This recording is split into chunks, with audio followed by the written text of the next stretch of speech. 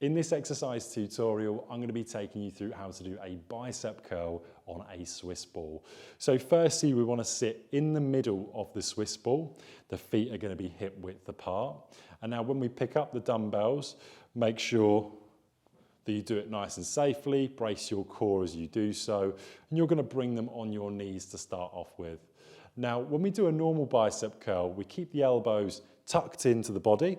Now, if I was going to do this with a Swiss ball, I'm going to hit the Swiss ball, and whilst I can do bicep curls, it's a limited range of motion because in this position, notice how there's still a bend in my elbow, and I actually want the elbows to be completely straight.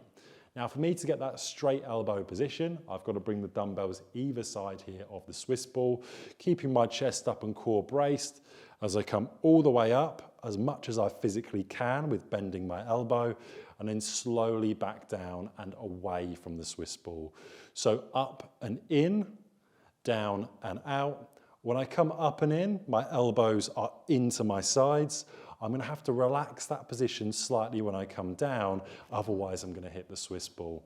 You'd repeat that for your desired amount of sets and reps, and that's how to do a bicep curl on a Swiss ball.